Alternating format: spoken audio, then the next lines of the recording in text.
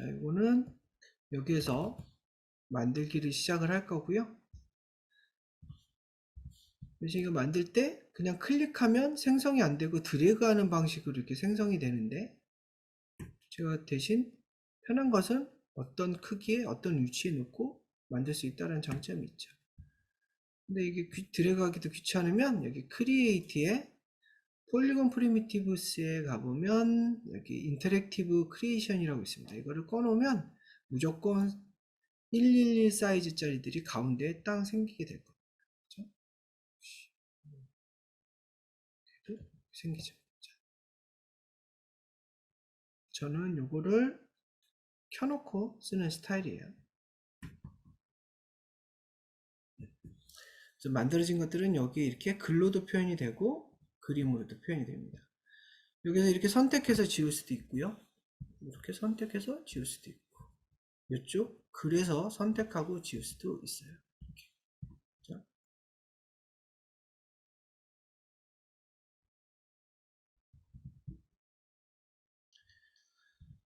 자, 화면을 제어하는 방법은 이렇습니다. Alt 키를 누르면 되고요. 3 버튼짜리 마우스를 씁니다. Alt를 누르고 왼 버튼을 들여가면 물체가 회전이 되고요. 화면이 회전이 되고, 가운데 버튼을 누르고 움직이면 이동이 됩니다. 화면 이동. 그리고 오른 버튼을 이용을 하면 보다시피 줌인 줌아웃이 됩니다. 이해됐죠? 화면 제어에 대한 얘기고요. Alt를 누르고 합니다. Alt를 누르고 왼 버튼을 누르면 회전이 돼요. 그리고 오른 가운데 버튼을 누르면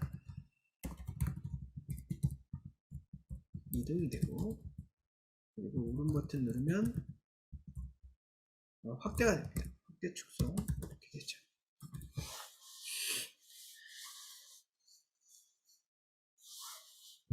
한번 움직여보세요. Alt를 누르고만 움직이면 됩니다.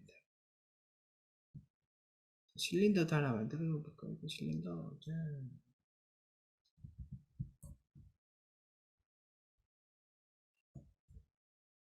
자, 지금 보고 있는 모습이 어떤 모습이냐면 쉐이딩 모드이라고 해요. 쉐이딩.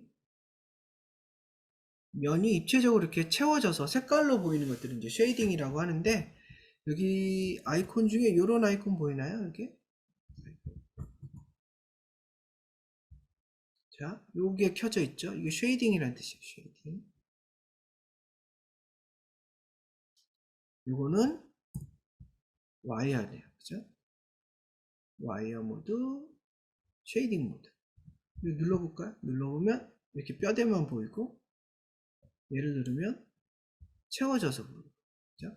뼈대랑 채워져서. 단축키가 있어요. 이거 4번, 이거 5번입니다. 4번, 5번, 4번, 5번. 그죠? 그래서 4번은 쉐이딩 모드고,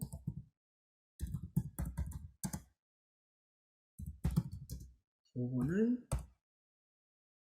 아니, 거꾸로 썼다. 4번이 와이어 모드고,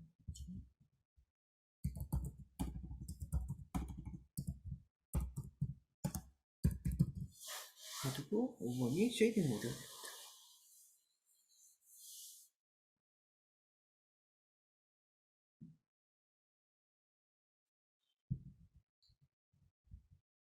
됐죠?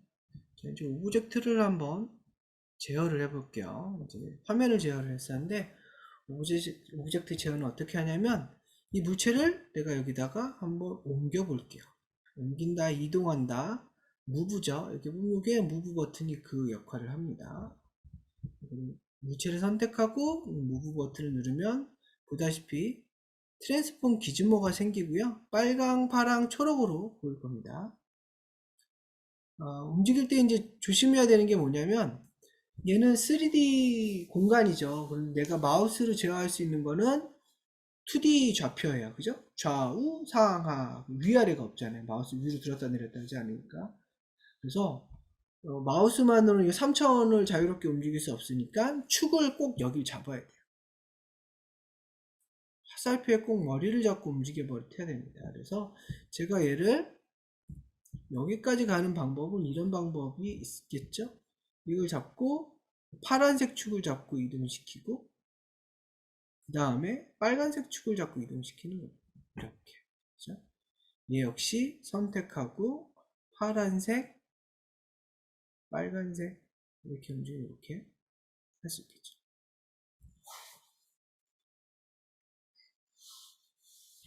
다른 물체 만들어 볼까요?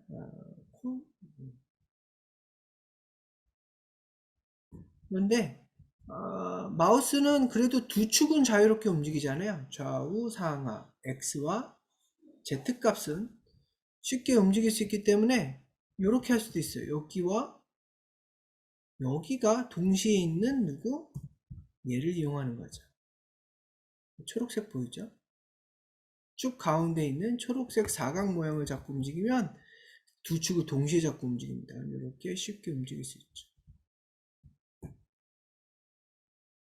자, 이렇게 이 파트를 잡고 움직이면 이렇게 2차원의 XZ 움직임을 쉽게 갈 수가 있어요.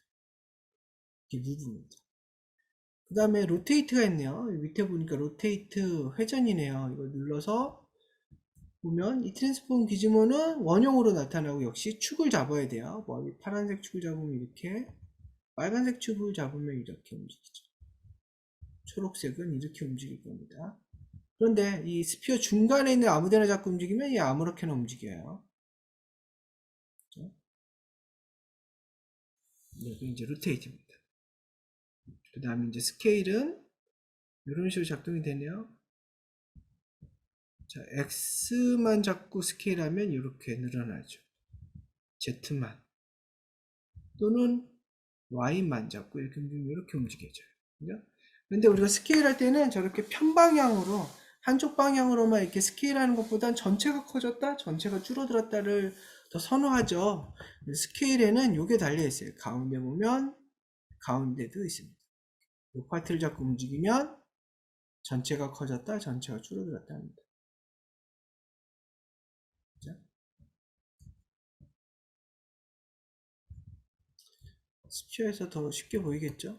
가운데 잡고 움직이면 이렇게. 그런데 내가 이쪽을 잡고 움직이면 이렇게 납작해지죠. 이렇게 되어 있습니다.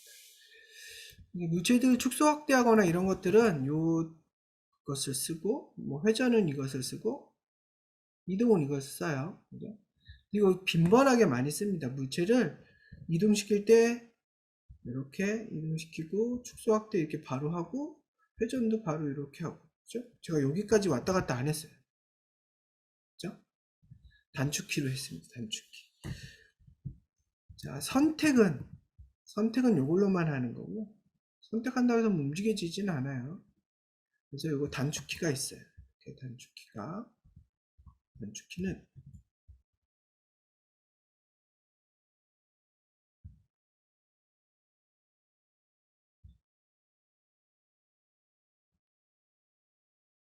자, 여기가 Q고 얘가 W, 이 R입니다. 어디서 많이 본 거죠? 키보드의 최좌측 상단에 있는 키보드, 쿼티자판이라고 할 때 QWER을 쓰죠. 그래서 가장 쉽게 접할 수 있는 QWER을 가장 많이 쓰는 저 아이콘에다가 배치를 했어요.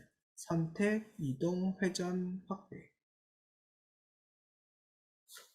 그래서 오브젝트 제어할 때는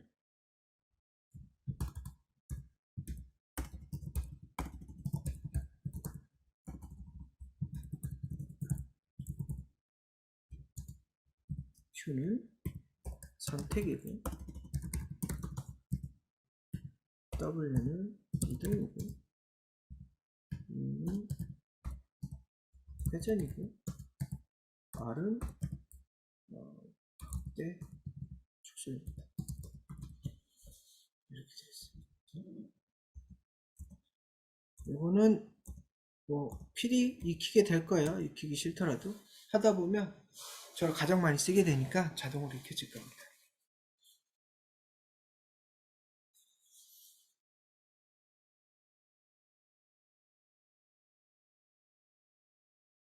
한 번씩 움직여 보세요. 문제들 꺼내놓고 QWER로 자유자재로 한번 움직여 보세요.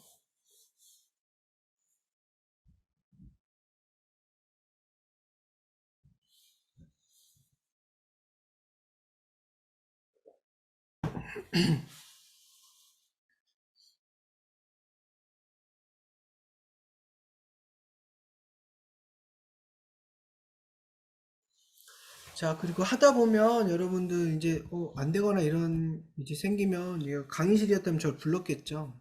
근데 뭐 직접 갈 수는 없으니까 이것을 씁니다. 저는 무엇을 쓰냐면 원격 제어를 씁니다. 그래서 이렇게 크롬 브라우저로 이렇게 들어가면 여기에 코드 생성이 이렇게 떠요. 코드 생성.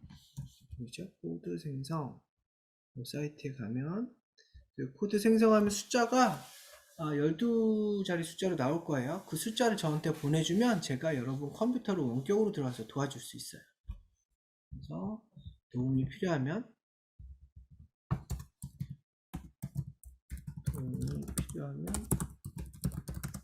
이 사이트에서 코드 생성해서 주세요.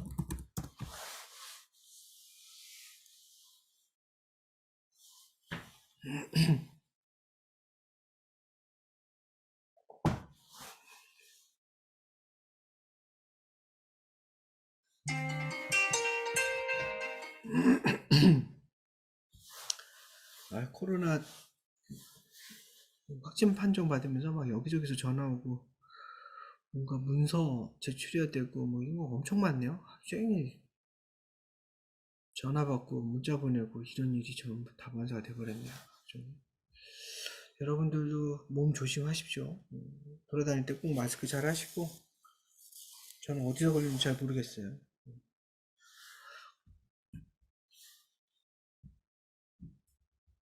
도움이 필요하면 위에 이 코드를 주세요. 한 5분 정도 자유롭게 시간을 줄 테니까 한번 움직여 보십시오.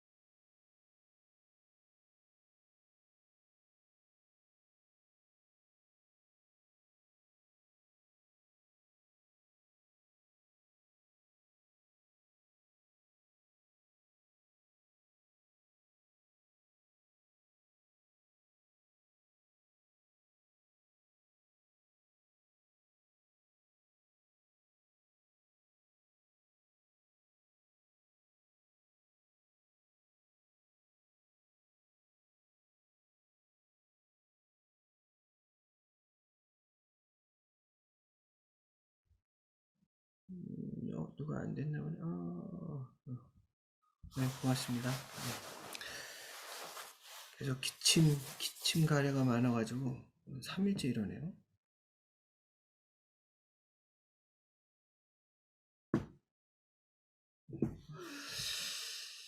자, 이거 화면 제어하는 것 중에 하나가 또 뭐가 있냐면 여기에 보면 이런 화면이 있어요. 여기 보면 자, 이거는 하나의 화면 같고 이거는 4분할 화면 같죠? 눌러보면 알 수 있습니다. 눌러보면 4개의 화면으로 이렇게 나오죠. 그래서 보면 위에서 본 모습, 입체로 본 모습, 앞에서 본 모습, 옆에서 본 모습 이렇게 떠요. 그죠? 탑뷰, 뭐 프론트 뷰, 사이드 뷰, 퍼스펙티브 뷰 이렇게 뜨죠. 그죠? 여기 봅니다. 누르면 이렇게 창이 떠요. 이걸 다시 누르면 하나의 창으로 바뀌겠죠. 이거 단축키는 스페이스바입니다. 스페이스바를 누르면 이렇게 원하는 화면으로 4분할 확대하면 또 이쪽 정면만 볼까요? 이렇게 하면 정면만 마우스 커서를 놓고 스페이스바만 누르면 그 화면을 확대해 줍니다.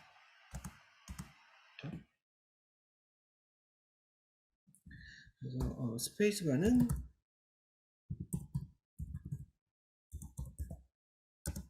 4분할 그래서 전체 분할 이렇게 해주는 게 스페이스바입니다. 스페이스바.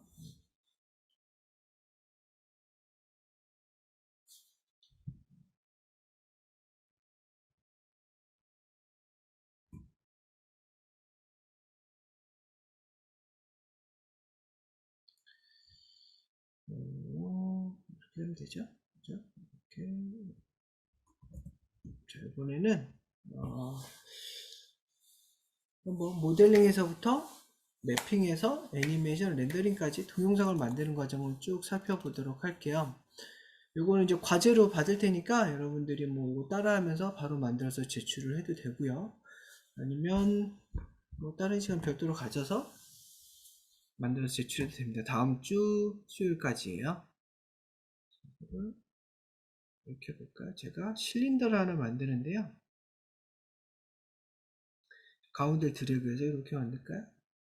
단면한 용도 만들고 약간 살짝 올린 다음에 이렇게 만들고요. 밑바닥이에요. 그 다음에 이제 기둥을 하나 세울게요. 기둥을 세우려고 제가 이렇게 선택을 해서 여기 가운데다가 드래그를 하면 안 보이네요. 그죠? 이럴 때 4번을 눌러봐요. 그럼 보이죠? 너무 크게 그렸네요. 다시 그리고 위로 드래그 이렇게 하면 되겠죠. 이럴 때 4번이 쓸모가 있겠죠? 5번, 4번. 그 다음에 이제 주의해야 될 게 보세요. 내가 여기 위에다가 이렇게 원판을 이렇게 크게 올려놓겠다고 2D 그리듯이 실린더를 다시 여기다 이렇게 드래그해서 이렇게 그리면 좀 이상하게 보이지 않나요? 그죠? 왜냐면 이렇게 3D 공간을 2D 좌표를 가지는 마우스를 그리다 보니까 높이를 정할 수가 없어요. 그래서 대부분 다 어디에 만들어주냐면 무조건 평면 그리드의 0점에 만들어줍니다. 그러니까 이렇게 만드는 것보단 제가 무조건 0점에다가 땅바닥에 만든다는 생각으로 이렇게 크게 그린 다음에 이게 올려놓으면 되겠죠. 이동, 축소 확대, 뭐 이렇게 스케일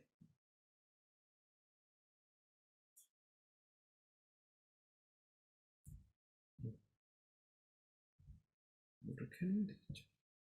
자, 여기서 잘 배치를 하기 힘들다면 스페이스바를 눌러서 4분할 화면에 가서 해도 되겠죠. 이게 좀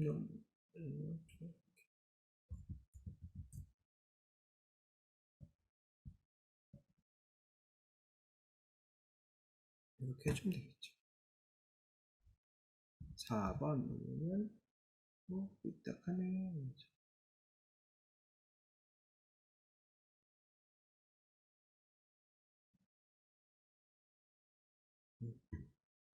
이렇게 할 수도 있겠죠. 자, 원형 테이블 한번 만들어 보세요.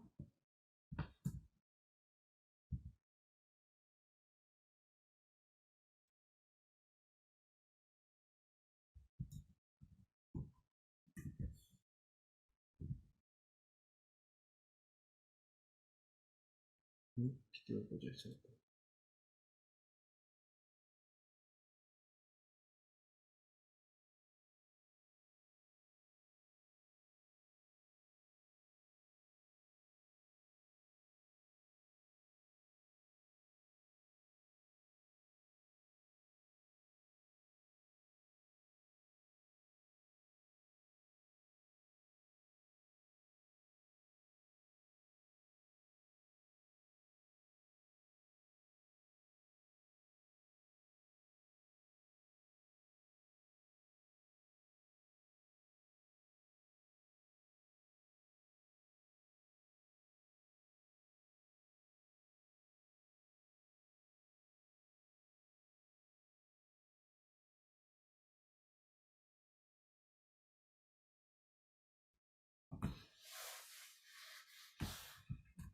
잘 되고 있나요? 여기다 이제 기본 기하체 같은 것들도 한번 올려놓을게요. 스피어,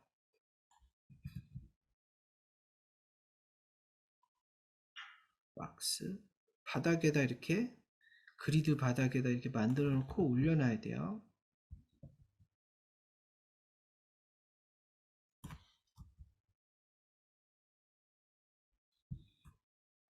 콘,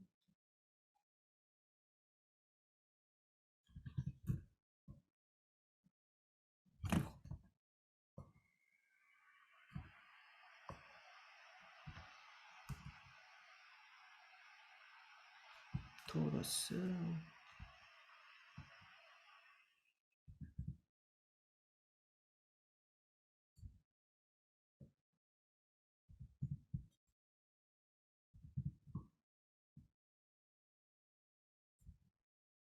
이렇게 됐어요. 한번 기본 기하체를 테이블 위에 한번 올려놔 보세요. 5분 정도 시간을 줄게요.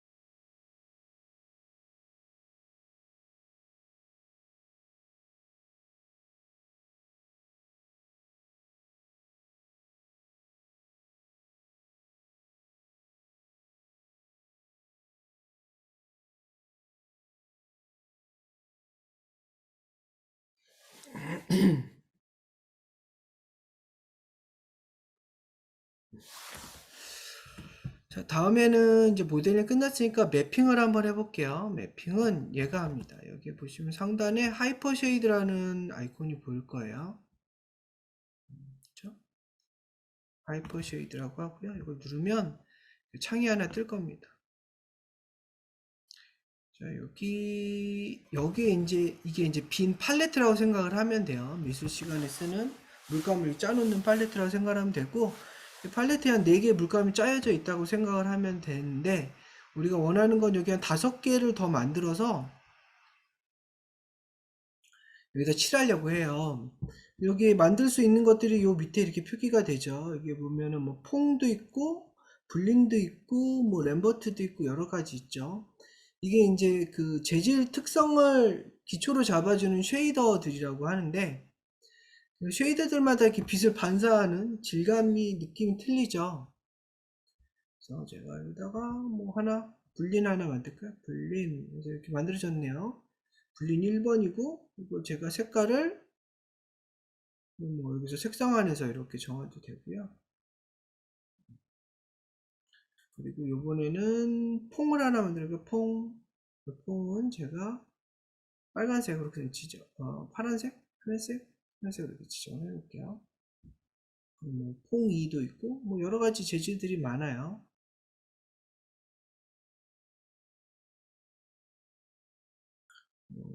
아니소트로픽으로 해볼까? 얘는 노란색.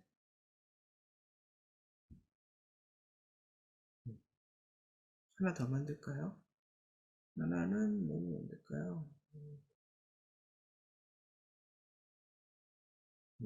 램버트로 만들까요? 초록색 안 썼으니까 초록색으로 이렇게 만들었습니다. 자, 만드는 방법은 여기 가서 여기 있는 거 이렇게 끄집어내는 거 생각합니다.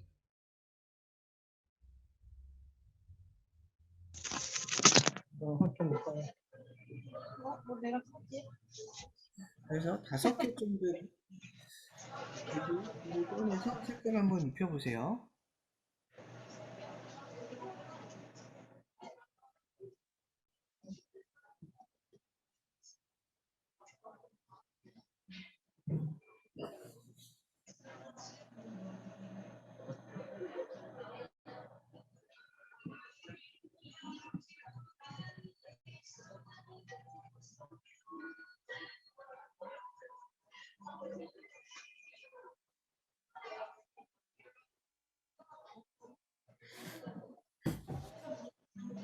재질을 입히는 방법은 비교적 쉽습니다. 마우스 가운데 휠을 드래그해서 이렇게 떨구면 돼요. 제가 이거를 드래그해서 이렇게 딱 떨구면 빨간색, 하늘색,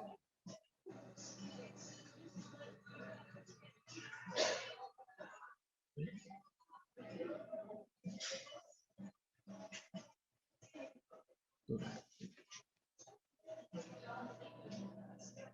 하면 되죠.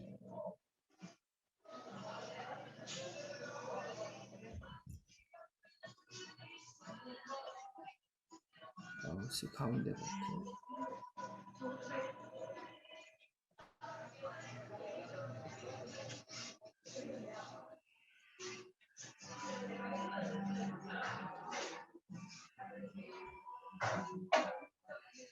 드래그 마우스 가운데 버튼으로 드래그해서 이렇게 떨구면 재질이 입혀집니다. 이런 것들은 이제 재질을 입혔다 또는 뭐 맵핑했다 뭐 이렇게 할 수도 있겠죠.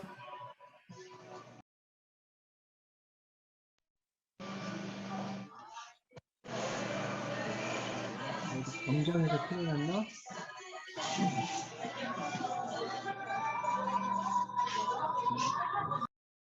김주영 학생이 켜져 있었군요.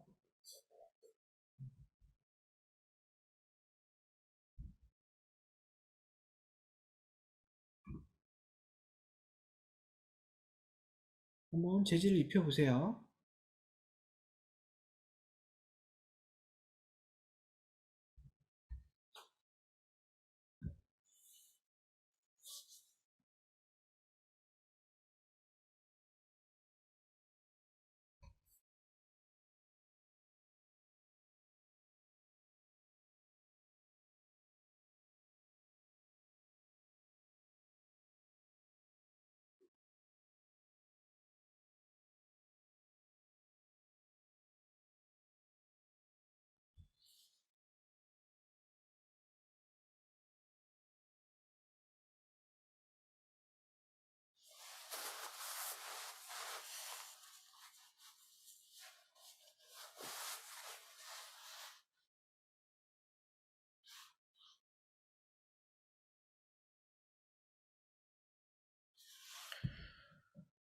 자, 됐을까요? 그 다음에 이제 매핑이 됐으면 이제 애니메이션을 한번 해보도록 하겠습니다. 애니메이션은 두 가지 방식이 있어요. 이제 오토키 방식하고 세키 방식이 있는데 오늘 할 것은 세키 방식으로 한번 해보도록 하겠습니다. 오토키는 편하긴 해도 약간의 단점이 있어서 흔히 쓰는 세키 방식으로 한번 해보도록 할게요.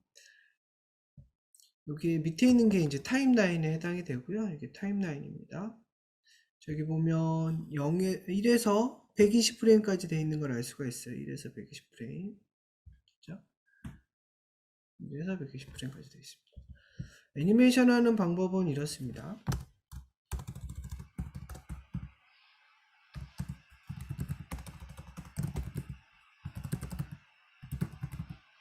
방법 첫 번째는 시간을 정하고 물체를 이동시키고 이제 셋 키를 누릅니다.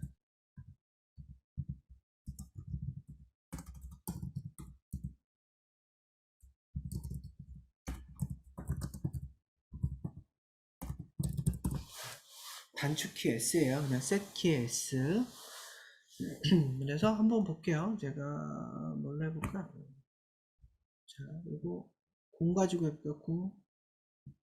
처음 위치는 그냥 1프레임에서부터 움직이기 시작할 것 같아서 1프레임 시간 1에다 두고 물체는 적당히 놓고 그 다음에 S 누르는 거예요. 딱. 그리고 이게 보다시피 빨간색이 붙어 있죠.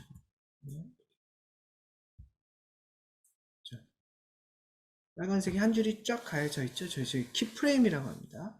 저기는 키가 들어있다 이런 뜻의 키프레임. 그 다음 제가 이거를 한 30프레임 와서 하늘로 올라갈게요. 이동. 그죠? 지금 30프레임 시간을 정하고 그 다음에 물체를 이동시키고 그 다음에 셋키 S를 누릅니다. 땅. S가 됐죠. 다시 시간을 정하고 60프레임으로 정했고요. 물체를 이동할게요. 그리고 셋 키 딱 누르면 됩니다. 키 프레임이 3개가 이렇게 만들어지죠. 하나, 둘, 셋. 플레이 해보면 이렇게 됩니다. 올라갔다 내렸죠.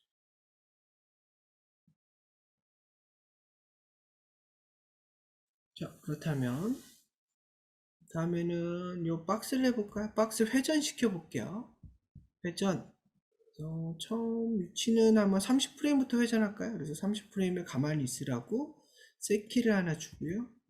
60프레임 와서는 이렇게 회전을 시킨 다음에 셋키, 그리고 90프레임에 와서는 이렇게 회전시키고 나서 셋키. 그럼 얘가 0에서 30프레임까지는 가만히 있다가 움직이겠죠.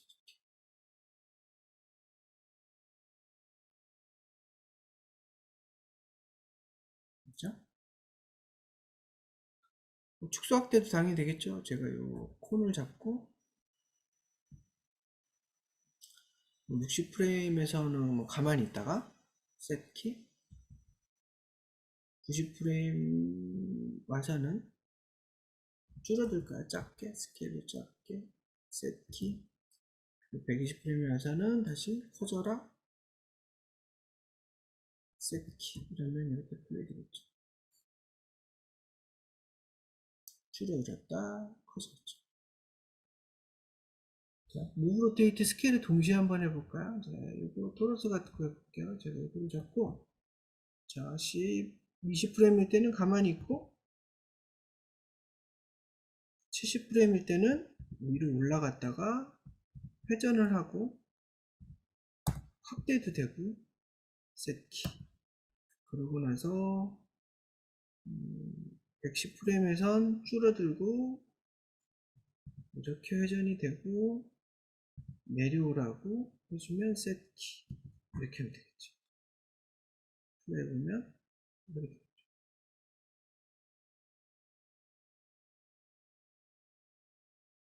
되죠. 무브 로테이트 스케일 3개를 한 번에 할 수도 있습니다. 한번 애니메이션을 한번 해보세요. 또한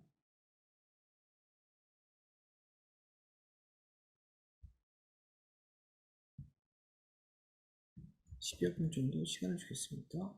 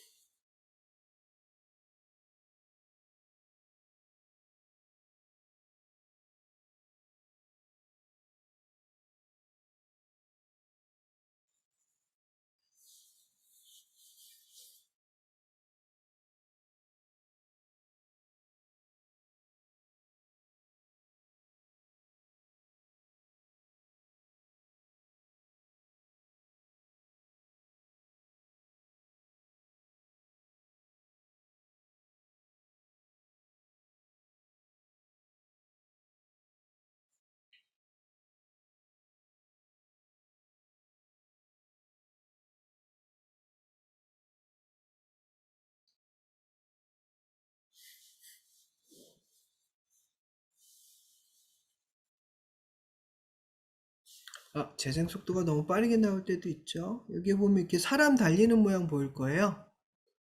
여기 맨 오른쪽 구석에 보면 사람 달리는 모양 보이죠. 자, 여기 눌러보면 이런 창이 뜰 거고요. 여기 보면 플레이백이 저는 24프레임으로 되어 있습니다. 24프레임으로 되어 있어요. 네.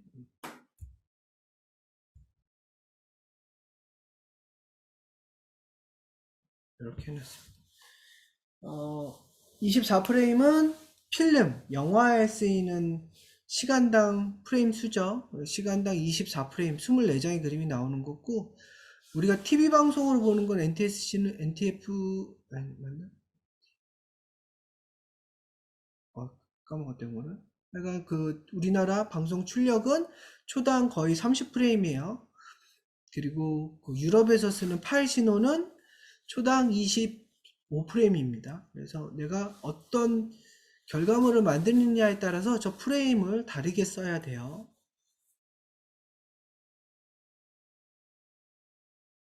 NTSC. 맞죠? NTSC. NTSC. 갑자기 코로나 걸리더니 영어도 생각이 안 나요.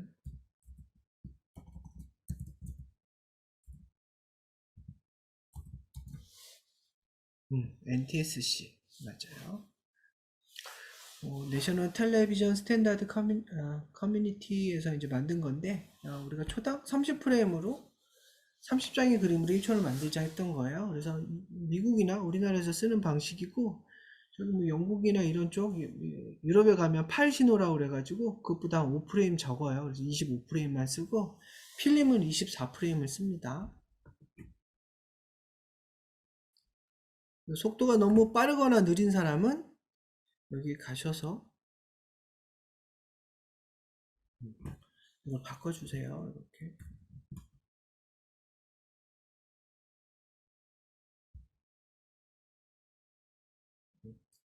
사람 달리는 모양이 있습니다.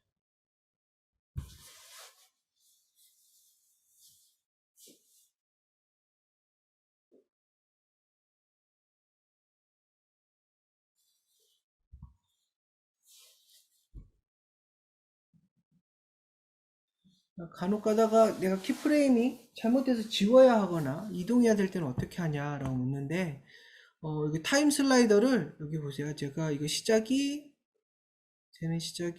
봤더니 이 20프레임에서 아직 공 갖고 볼까? 공이 1에서 30프레임까지 올라갔다가 60프레임에 내려오죠. 내려오는 60프레임을 없애고 싶다 그러면은 프레임을 쉬프트를 누른 상태에서 이 영역을 이렇게 드래그 해줘요. 그 다음에 키보드에 델리트 키를 누르면 지워집니다.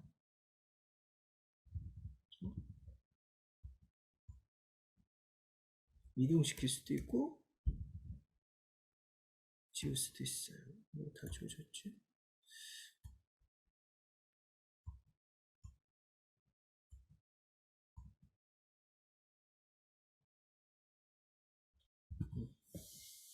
쉬프트로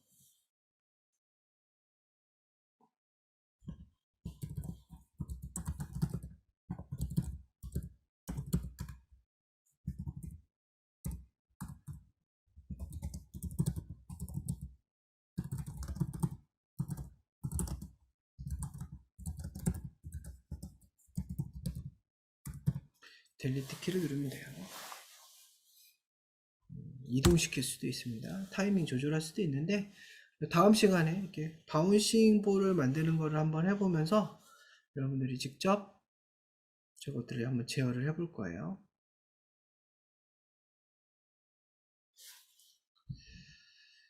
자, 그 다음에 지금 애니메이션까지 충분히 잘했을 거라고 생각을 하고요. 모델링, 매핑, 애니메이션까지 끝났습니다. 그럼 이제 렌더링이라는 걸 해야 되는데 렌더링은 누가 해주냐면 얘네들이 해줘요. 여기 보면 슬레이터들이 아이콘들이 보이죠? 이렇게 여러 가지 렌더 옵션에 따라서 틀린데 우리가 오늘 쓸 것은 요거가 요것입니다. 자, 이게 첫 번째 표시한 요것은 슬레이터에 아무것도 안 붙어 있는 거예요. 그래서 싱글 프레임, 그러니까 지금 보이는 화면을 그냥 렌더링해서 보여주는 거예요. 이미지로 만드는 거죠. 이거 렌더링 한번 눌러보면 얘가 이렇게 나와요. 그죠? 기본으로 아놀드로 되어 있는데 제가 이걸 마야 소프트웨어로 바꾸겠습니다. 아놀드 세팅을 안 했으니까. 그래서 다시 렌더 이렇게 나오죠. 여기 가서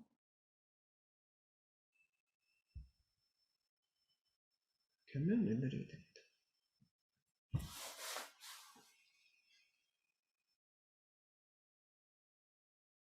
그럼 지금 한 장만 렌더링해서 보여줍니다. 근데 우리가 지금 만든 것은 한 장으로 된 이미지가 아니고 1에서 120프레임까지 작동이 되는 애니메이션들이잖아요. 그래서 프레임별로 다 있어야 돼요. 그래서 이거를 120프레임까지 동영상으로 렌더링 하라고 세팅을 좀 해줘야 되는데 누가 하냐면 얘가 합니다. 이렇게 보면 이렇게 짠. 여기 보면 확장자 이름은 동영상이니까 AVI로 하고 파일 이름은 제가 Monday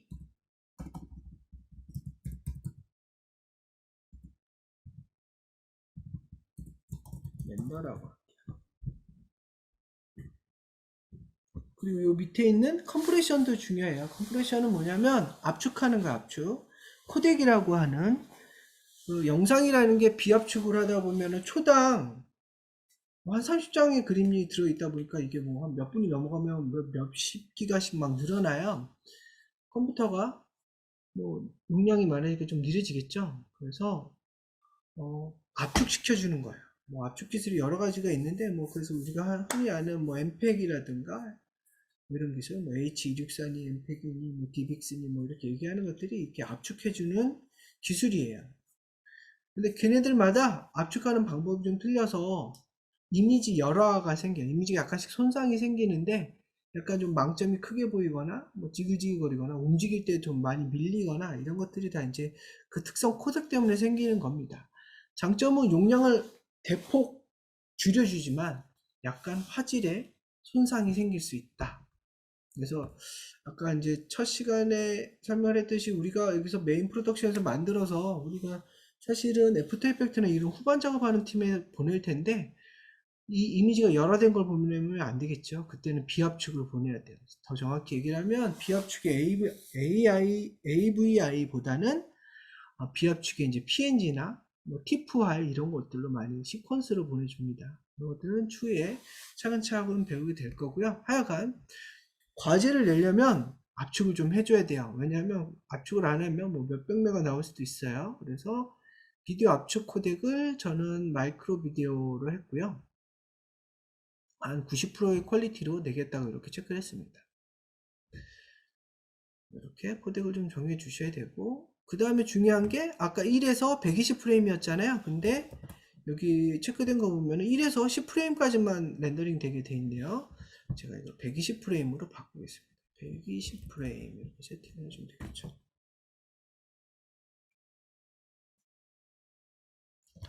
다시 살펴보면 얘를 누르는 거고요.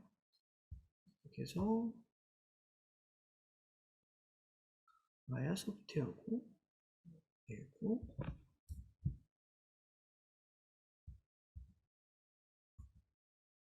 이렇게 하고 아이고 너무 잘못 적었다. 아이 비트 와이프레임을 제가 여기다 120이라고 했네. 여기다 120. 120.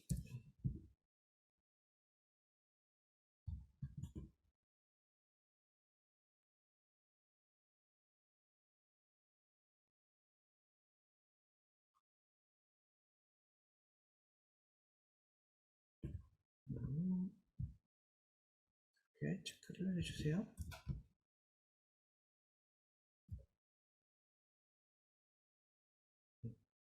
이렇게 좀 세팅을 해주십시오. 원데이 렌더라는 AVI 파일 포맷으로 120프레임까지 렌더링해서 동영상을 만들 겁니다.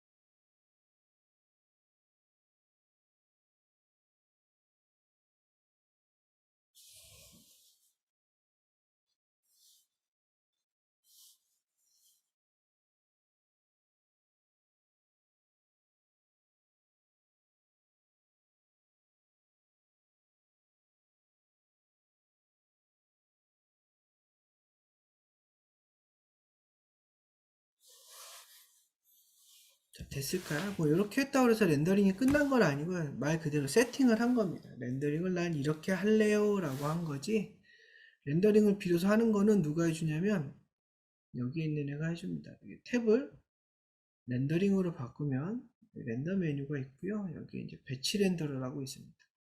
이걸 딱 눌러주면 밑에, 제 컴퓨터 좀 느려가지고 렌더링 시작이 좀 느리더라고요.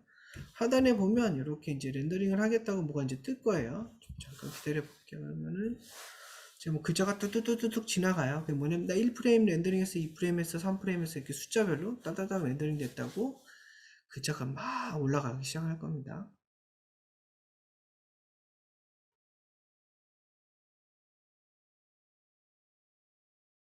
이 컴퓨터가 이렇게 느려졌는지 잘 모르겠어요.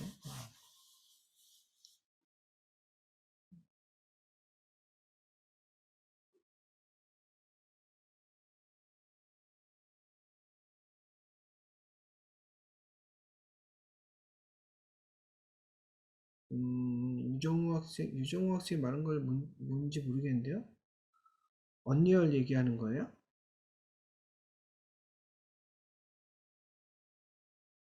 언리얼 안에서 하는 걸 배우냐고? 시간이 나면 배우겠지만, 이게 뭐, 게임 엔진 수업도 아니고, 뭐, 그거는 아마 이제 프로그래밍 포 아트라는 수업이 따로 있을 거예요.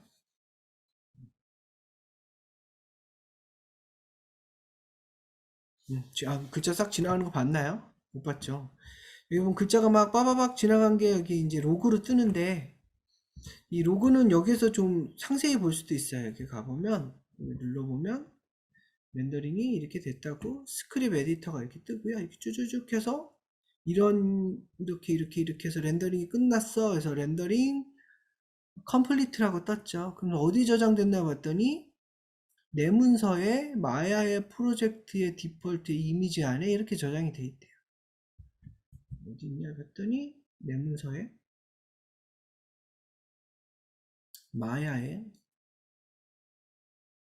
프로젝트의 디폴트에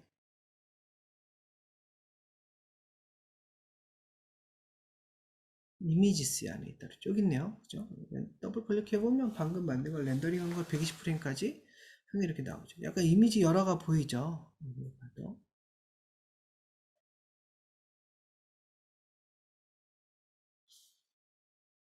대신 용량은 되게 적습니다. 3메가가 안 되는, 3메가 좀 되는 것 같네요. 렌더링을 어떻게 하냐면 이렇게 합니다. 이렇게 세팅이 됐으면 이거 먼저 보시고,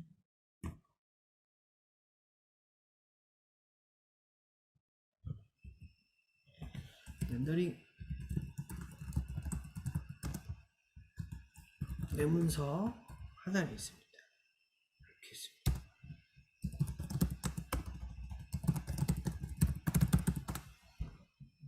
마이서 렌더링 할 땐 이 파트를 쓰면 돼요. 이렇게 보면 이제 세팅을 이렇게 열심히 잘 하고 나서 그러고 나서 렌더링에 배치 렌더를 눌러줍니다.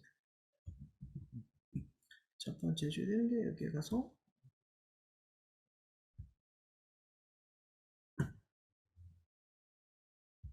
1번이에요. 1번. 그리고 2번이 렌더 탭에 가서 렌더링에 배치 렌더 줍니다. 2번.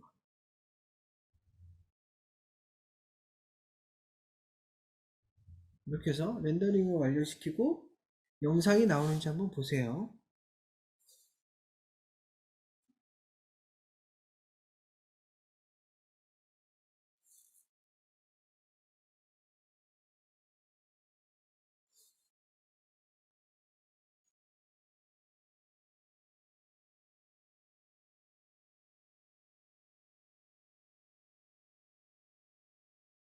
그럼 MOV로 하세요. MOV. AVI 포맷이 없으면 MOV나 뭐 MP4나 뭐 이런 거 해도 상관없습니다.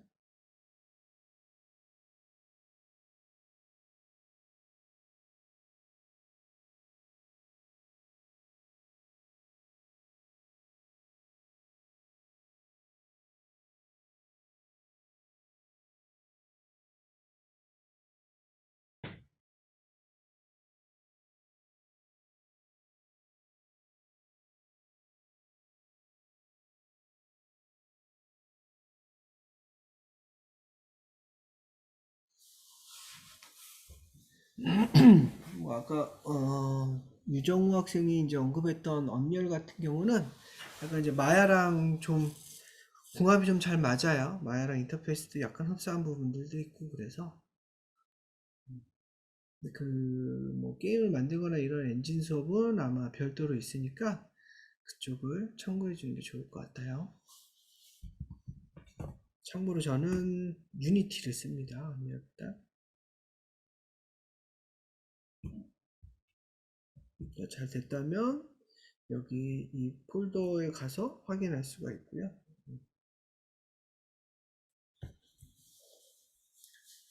잘 안 된다면 저한테 크롬 코드를 주세요.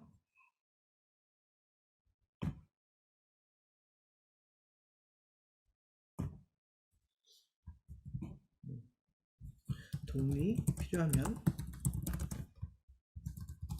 크롬 코드 주세요. 제가 여러분 컴퓨터에 직접 들어가서 제어해 줄 겁니다. 자, 오늘 수업 내용은 제가 이제 첫날이라 좀 여기까지만 좀 준비를 했고요. 이걸 이제 오늘 영상 만드는 거를 도와주는 걸 끝으로 해서 출석 체크하고 끝내도록 할 겁니다. 자, 이 만들어진 것들은 전부 다 과제로 제출해 주시면 되고요. 과제방을 하나 만들게요.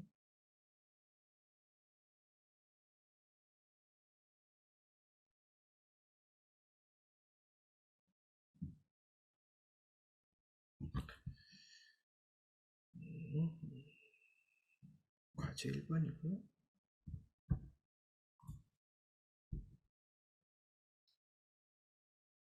오늘부터 다음 주 수요일까지 제출해 주세요.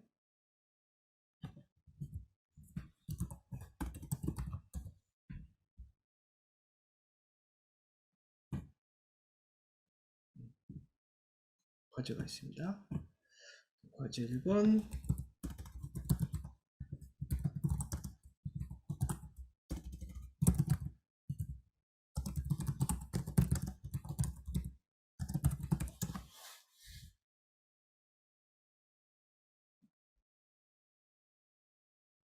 됐을까요?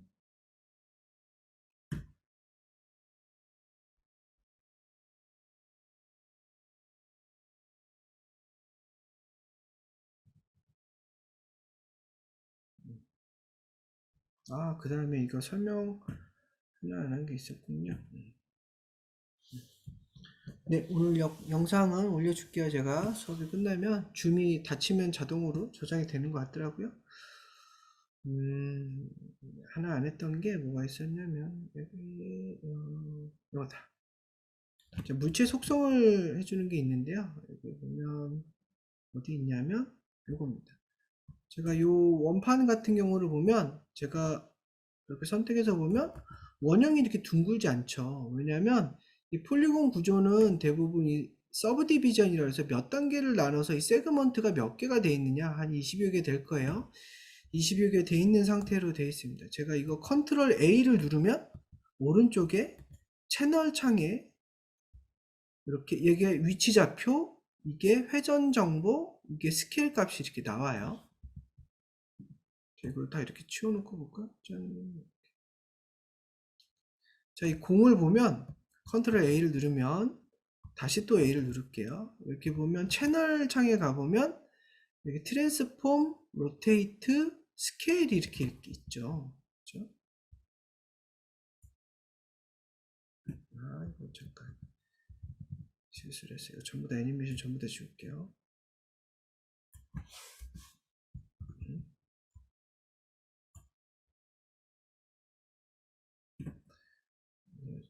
보면 얘를 보면 이 공의 위치가 22에 14에 뭐 마이너스 몇에 가 있대요. 근데 내가 얘를 0점에다 이렇게 놓고 싶어. 그러면 전부 다 숫자를 0으로 두면 되겠죠. 숫자를 0.0 이렇게 놓으면, 그죠? 스케일이 커지고 싶다면 2배 하고 싶다면 수치를 전체 선택해서 숫자 이루어지면 한꺼번에 이가 싹 들어가요. 다시 1 이렇게 하면 이렇게 되겠죠. 이렇게 값들이 채널 값에 뜹니다. 이 토러스 같은 경우는 제가 위치가 0으로 놓으면 역시 가운데 0점이 올 거고, 회전에 있네요. 회전 값이 있어서 그랬죠. 로테이트 값이 마이너스 40도였네요. 제가 이거 0도로 바꾸면 이렇게 0으로 펼쳐지겠죠. 그래서 채널에서 이 오브젝트만에 있는 무브 로테이트 스케일 값을 다 제어할 수가 있어요. 그 값을 다 가지고 있기 때문에. 그리고 제가 아까 설명하다 말았는데 얘 같은 경우 컨트롤 A를 누르면 역시 얘도 위치 값이 어떻고 스케일 얘가 뭐 이 정도 됐었나 봐요. 이렇게 스케일이 됐대요. 그런데 다시 컨트롤 A를 누르면 얘가 어트리뷰트 창으로 바뀝니다. 어트리뷰터라고 되어 있고요. 여기에 폴리 실린더라고 보이죠.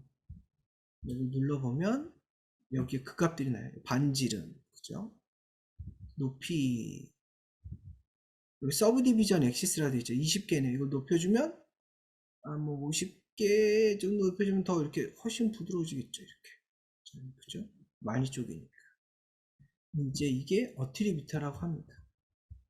물질 속성을 제어하는 게 자 오른쪽에 있고요. 거기 이제 채널과 어트리뷰터로 있어요.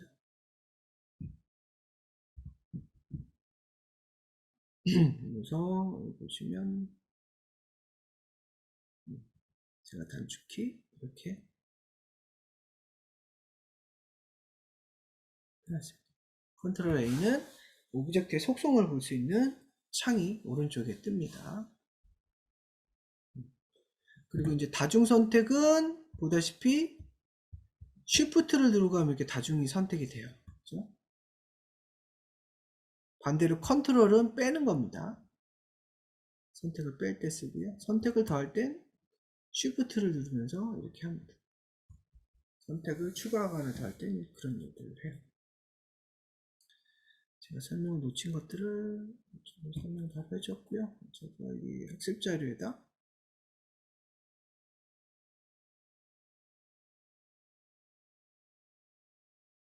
단축키를 넣겠습니다. X 단축키 Max입니다. 마야 단축키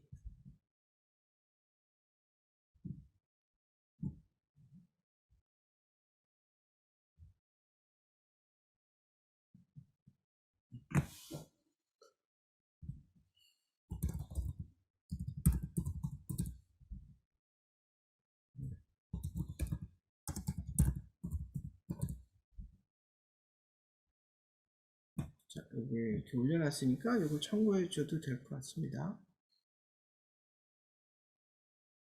한번 이거 동영상으로까지 한번 만들어 보도록 하고요. 이거는 과제로 다음 주 수요일까지 제출하면 됩니다. 오늘 수업 내용은 여기까지고요. 좀 일찍 끝났네요. 오전반에 비해서. 도와주기만 하겠습니다. 여러분들이 필요로 하는 거를 도와줄 테니까 크롬 코드를 보내서 저한테 안 될 때 도와달라고 요청을 하세요. 자, 출석 체크는 이 화면을 이렇게 하겠습니다. 출석 체크는 스크린샷을 할게요.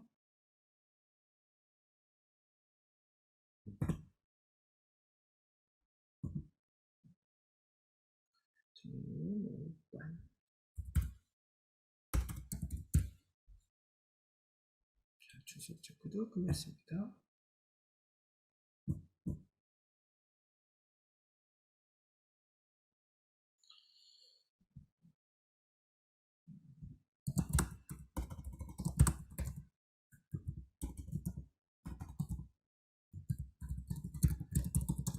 도움이 필요한 사람은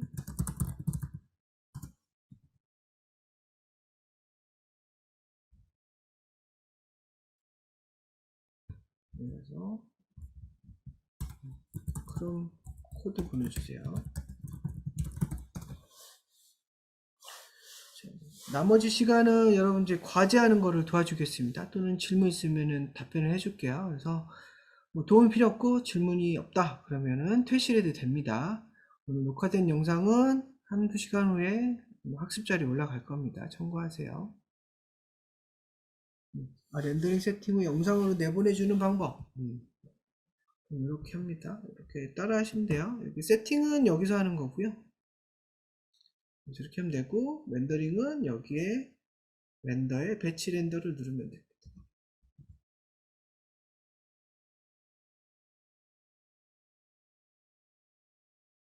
이렇게 하시면 돼요.